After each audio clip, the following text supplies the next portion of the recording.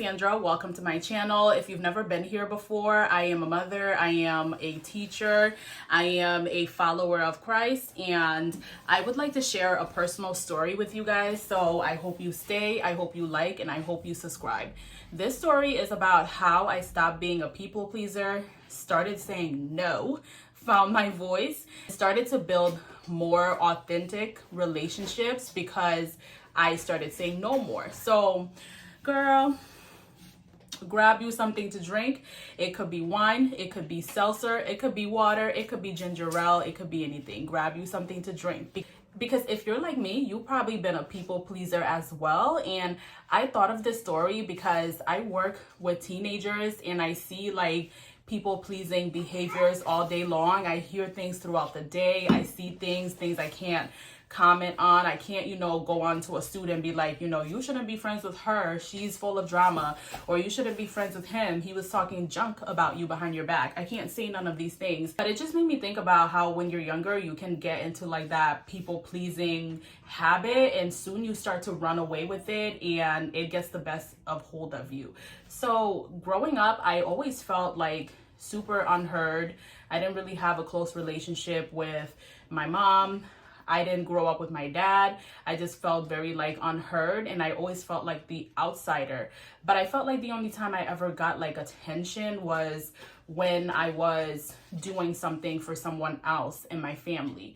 And in school, I didn't really have a lot of friends either. I had, you don't need like 10 friends.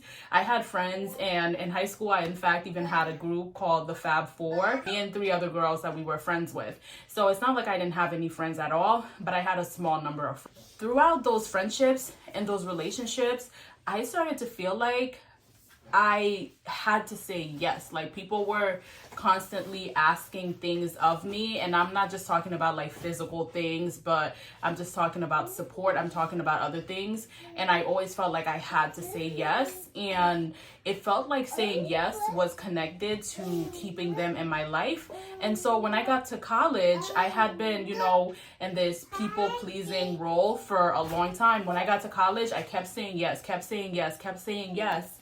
And I'll give you guys a couple examples. So in college, I had a car, and not a lot of people had a car. My college was divided into 2 campuses, and people had to take the shuttle from one campus to another. Having a car was very convenient because sometimes the shuttle would be too early. Sometimes it would be too late. Sometimes, you're cold. Sometimes you want to sleep a little bit extra and you don't want to have to like get up and go wait for no shuttle. Also after class, like you might have a job. So there were a lot of reasons, why having a car was useful. I was one of the blessed ones to have a car, and I didn't have anyone give me this car. I worked very hard. I bought the car on my own. I started saying yes to people. Yes to, people hopping in my car and driving over with me to the other campus. Yes to people, riding back to campus with me after work, because in this town, there was like one main job that every single body and their mamas did. Like if you went to my school, you work at that. If you were from that town, you worked at that job. It was people from my school, people from the local high school that had went to the local high school that were not in college, grown-ups, like college kids, just people working at this job. It was a really, really big job. And so I started giving rides to people at night back to the campus. And I didn't mind doing that because once upon a time, I didn't have a car and I had people, helping me. So I felt like I was paying it forward. Like other people had helped me and I was helping them. But the only thing is like when other people had given me rides back to my dorm when I worked at that job, I would give them gas money because I always felt like if someone is going out of their way to do something for me, I should always make sure that I'm showing some type of appreciation, and so I would give gas money. But the people that I was giving rides to, they didn't ever offer gas money. And the type of person I am, I would most likely say no anyways, but they never offered gas money. But I kept doing it, and I'm like, well, these people are my friends. I see them at school. And then there was another situation where I was really close friends with someone, and she was friends with someone else. And this other person would come over to my dorm. I would let this person eat my food, stay in my dorm, And then towards the end of college, I learned that this person did not like me. So I'm like, okay, if you didn't like me, why were you coming over to my dorm, eating up my food whenever I cooked, but you didn't like me? But you know, in college, people don't always have like the best meal plans, and maybe they don't have a job. So they, can be vulture-ish sometimes with food.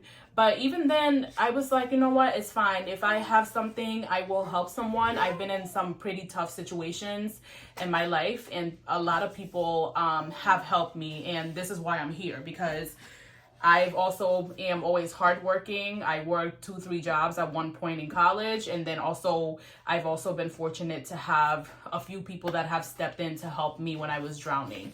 And so I didn't mind helping, but what really hurt my feeling is like later on finding out that someone you're building a connection with, someone you think is your friend, someone you're telling your business to, someone you value their opinion, that they don't even like you, and or other people that you think are your friends, you're hanging out with them, you're texting, and they're just using you because you have a car. So it led me to like an internal search. I started to feel like, well, what's wrong with me? Like, why is it that some people only seem to value me when I can do something for them?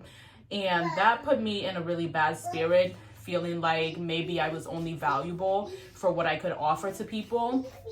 But I also had to think about the role that I played in this situation, because I could have said no many times, and I wondered, like, why didn't I say no? Because it wasn't like I was always like, yippee, let's go, let's do this. There was times I really wanted to say no, and there was times I felt very exhausted mentally and physically from all the yeses I was saying. So not just like physically driving people here or letting people eat my food, and then now I have to go do groceries, or going here to do different favors for different people. So not only was I feeling like exhausted mentally, physically, emotionally from all the yeses I've been saying while still trying to juggle my own stuff, but I was feeling frustrated with myself, because like, how did I not recognize that I didn't really have that type of relationship with people? And with these people that I thought were my friends. I guess I thought that saying yes to people was like the key to building relationships, but I quickly learned that it was actually the opposite thing, that saying yes to people was not the key to building relationships, that saying yes to people, I have my daughter in the background, saying yes to people was very detrimental, because it didn't really allow me to build real relationships. Relationships are built out of adversity. They're built out of connection. Relationships are built out of give and take. And so saying yes to people all the time and they never say yes to you, they're not the people that you can lean on and count on when you need something, that's not really give and take. That's just give and give. And I realized that, like, because I didn't have, that family relationship with my parents, because growing up I didn't have a lot of friends, I felt like if I said no to people, they wouldn't be interested in being my friend. They wouldn't be interested in like getting to know me. And so saying yes to them was kind of giving them a little incentive for wanting to be in my life, but they still didn't want to be in my life. They just wanted the things that I could give. So I was thinking, like, what changes could I make so that A, those type of people are no longer in my life, but B, I also don't make that mistake of stretching myself so thin that I'm saying yes all the time and inviting vultures to come feast on what I could offer, because it gets old. You get very drained and tired of feeling like you're carrying people on your shoulders, and if you need something, it's like ghost town. I also was dealing with something else internally. Besides feeling frustrated, I was also very resentful and started not liking some of the people that I was around, whether friends or family, because I felt like they always why are they always asking things of me? Do they not also see that I'm going through a hard time right now, and I'm, just hanging by a thread, and I can't really be there like that for everyone, doing, favors for people.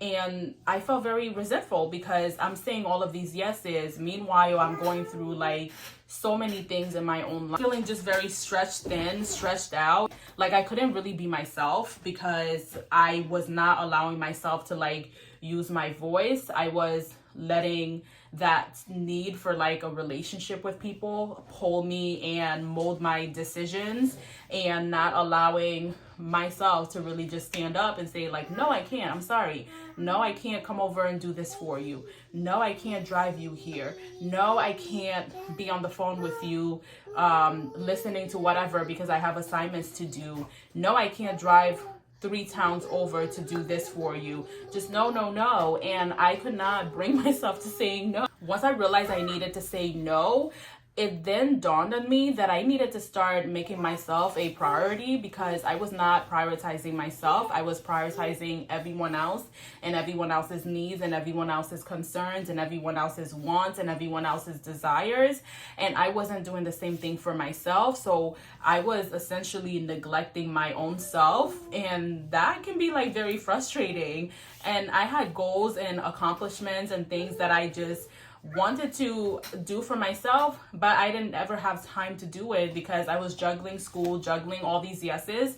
And this is not only just a college thing, because I grew up being a yes ma'am, yes person, like I will do whatever for you, just like please be in my life. I needed to heal from those wounds of, you know, feeling abandoned, of feeling like I always have to say yes to people, of feeling like I need people to stay in my life. I started to communicate my limits to people and my boundaries. And in communicating limits and boundaries to people, I quickly learned like who cared for me and who cared for what I could offer.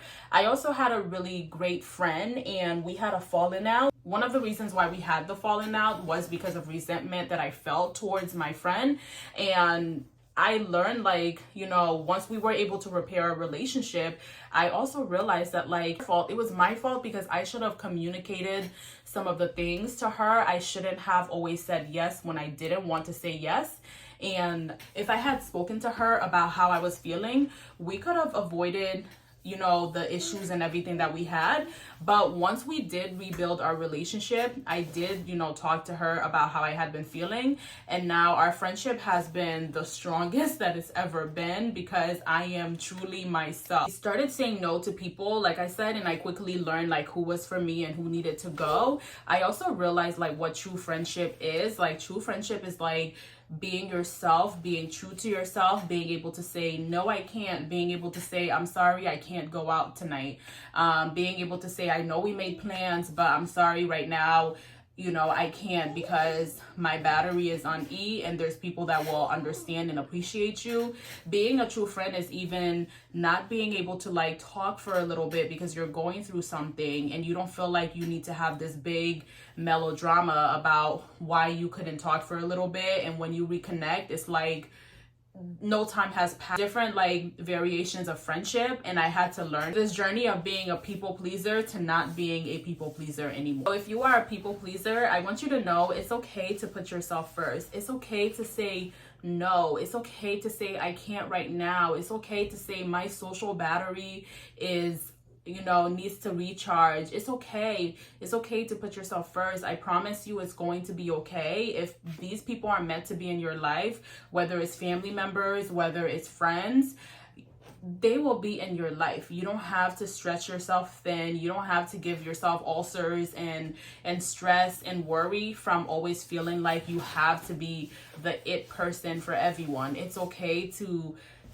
work on your goals, to work on your passion. The journey, this is not a destination. I am still on this path. Sometimes I find myself saying yes, and then I have to be like, girl, no. Remember when you used to always be a yes ma'am, yes sir person, and you used to be miserable. You used to be resentful of people in your life. And I'll say yes, and then I'll go back and be like, I'm sorry, after further reflection, I can no longer help you. I encourage you to share your stories in the comments, and I encourage you to let's support each other on this journey of learning to say no. No is a 2-letter word, and I don't know why it is so hard to say, but we must continue. And it doesn't mean that you never say yes, because there are a lot of times where I pick up the phone, or someone texts me to ask me for a favor and I say yes.